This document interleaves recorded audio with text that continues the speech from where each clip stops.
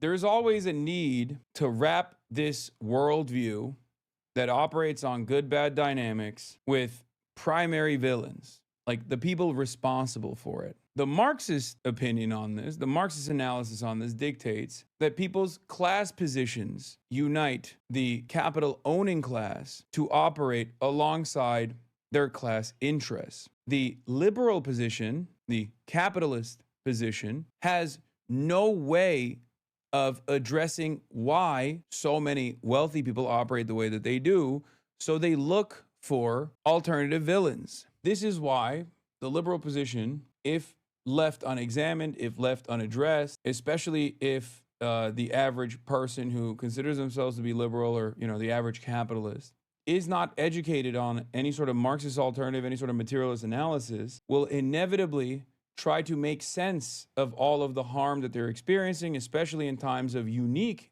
economic hardship. And opportunists, fascist opportunists, reactionary fascist opportunists like Nick Fuentes will take advantage of that anxiety and turn around and position the historical outgroup that has consistently been vilified, at least under the Christian tradition, the Jews, as the primary group of people that is responsible for everything. The white nationalist clash that's taking place in the Republican Party right now, which is awesome. And it's a real, like, what did you think was going to fucking happen moment. Investigation revealing the fierce backlash within the GOP against Tucker Carlson for his interview with controversial white nationalist and Holocaust denier Nick Fuentes.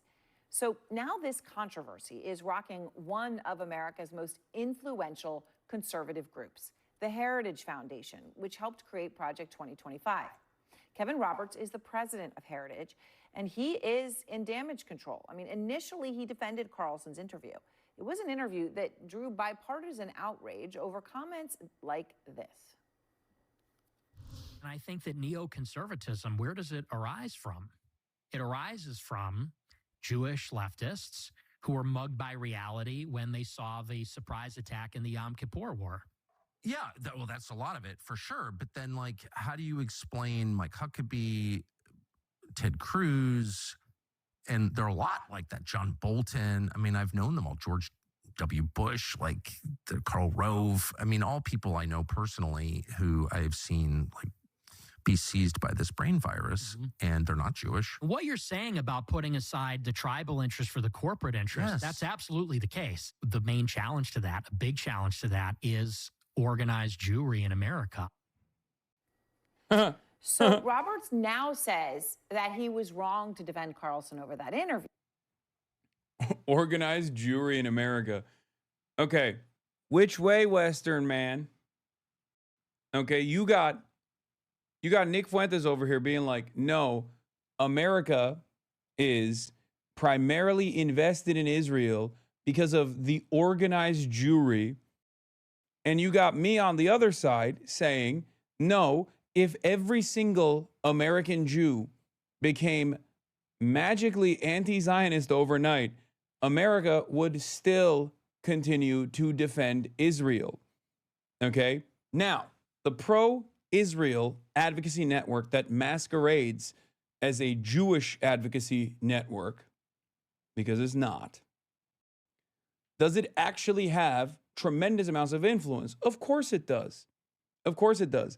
Does that also have a way in priming a lot of people into firmly committing to Israel's existence, no matter how violent it may get? Yes, it does.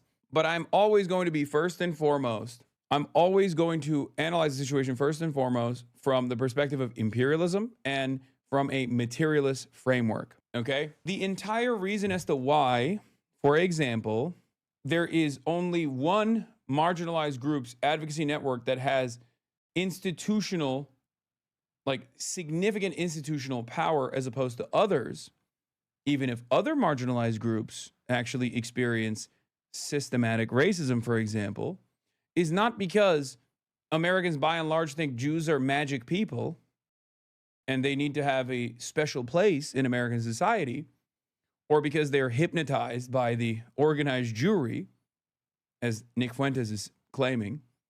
It's because it suits the purpose of the State Department in its endless desire to attach itself and fund the state of Israel as a destabilizing, unsinkable aircraft carrier in a resource-rich region. That is the major reason as to why the advocacy networks even exist, or it is a major reason as to why those advocacy networks have any sort of institutional prowess, any sort of institutional influence to begin with.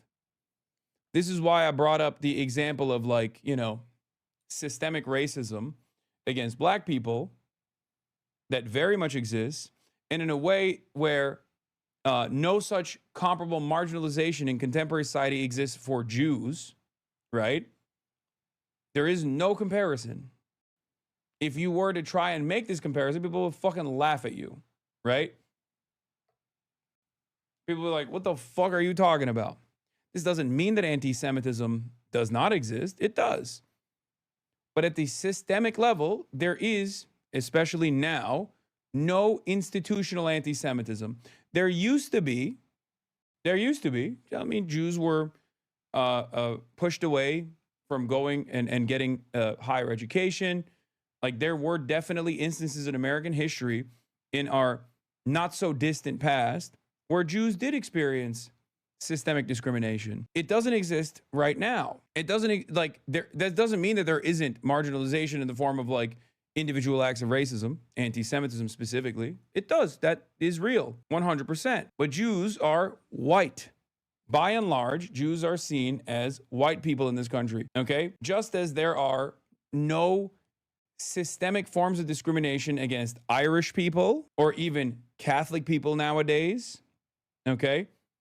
When those sorts of systematic forms of discrimination certainly existed for Catholic people, existed for Irish people, existed for Italian people, Jews are functionally white in this country, okay? And yet, even when it comes down to the Republican Party, they have this incredibly strange attitude where they go, you can make fun of everybody, you can undermine every person, except for white people. Don't do that too much. But you can, like, DEI, we're anti-DEI except for Jews. That's basically the way that the Republicans have presented it to the broader public. State-mandated forcible wokeness against anti-Semitism, and basically state-mandated forcible racism for everybody else. The reason for that is because anti-Semitism is wielded as a weapon, cynically, by people who want to defend Israel. That's it. That's the only reason why there is a special status for this. If Israel wasn't seen by those in positions of power in this country, Jews and non-Jews alike, as a profoundly important foothold in the Middle East, nobody would give a shit about anti-Semitism, just like they don't give a shit about, you know, anti-black racism, anti-brown racism, Islamophobia, blah, blah, blah. Now, having said that, Nick Fuentes is an anti-Semite. He's a Holocaust denier. He's an anti-Semite. That's just the truth, you know? And what is now taking place within the Republican Party's ranks is that because they have basically trained an entire generation of Republicans to despise every group that doesn't fit the in-group identity, the inevitability, of these guys also becoming anti-Semitic was right there for anyone to see. Of course they were going to be anti-Semitic too. Why the fuck wouldn't they? You kept saying everyone is fucking woke, and you kept leaning in to destroying wokeness. You said everyone was experiencing suicidal empathy. Why wouldn't those guys inevitably turn around and say, you know who's actually responsible for this? Organized Jewry. Because that's what they've always said. I talk about this all the time with respect to liberalism in general. Liberalism has this good-bad dynamic. There are good people and then there's evil people, right? There's this weird moralization of people's actions under liberalism that doesn't exist under a materialist analysis of the world that Marxists abide by, okay? And ultimately, that means there's always going to be a need for an outgroup. And that outgroup has historically been Jews. This is the reason for pogroms. This was always the reason the blood libel was always an inevitability that Jews would be outcast, seen as permanent outsiders. And the most extremist version of that was obviously, aside from Tsarist Russia, was Nazi Germany. Bro's just saying shit at this point. Oh man, if only you could have the capacity to understand what I'm describing to you, because I'm kicking game right now. There's always a need to wrap this worldview that operates on good-bad dynamics with primary villains, like the people responsible for it. The Marxist opinion on this, the Marxist analysis on this dictates that people's class positions unite the capital owning class to operate alongside their class interests. The liberal position, the capitalist position, has no way of addressing why so many wealthy people operate the way that they do, so they look for alternative villains. This is why the liberal position, if left unexamined, if left unaddressed, especially if the average person who considers themselves to be liberal, or the average capitalist, is not educated on any sort of Marxist alternative, any sort of materialist analysis, will inevitably try to make sense of all of the harm that they're experiencing, especially in times of unique economic hardship. And opportunists, fascist opportunists, reactionary fascist opportunists like Nick Fuentes will take advantage of that anxiety and turn around and position the historical outgroup that has consistently been vilified, at least under the Christian tradition, the Jews, as the primary group of people that is responsible for everything. You better be careful. Because if I'm a Nazi, then there's millions of young people that are following a fucking Nazi. So you better be careful about those words. You're saying I'm a Nazi, I'm a monster. There's a million monsters then. There's a million Nazis out there then. Because they love my show and they agree with me way more than they agree with you, and they're pissed off. How's he still doing this? I'm not a Nazi bit? No, he's not doing it. He's basically saying, like, what are you going to do about it? I don't think he's saying that he's not a Nazi. I think he's saying that, you don't know what's coming. He's gloating. And they'll follow me into battle. So you better be real careful. You're barking up the wrong tree with that. The Groypers were mad at Ted Cruz calling him a Nazi, of course, because the term, the Nazi moniker is still met with a lot of resistance by broader society. That's why neo-Nazis try to hide their power level.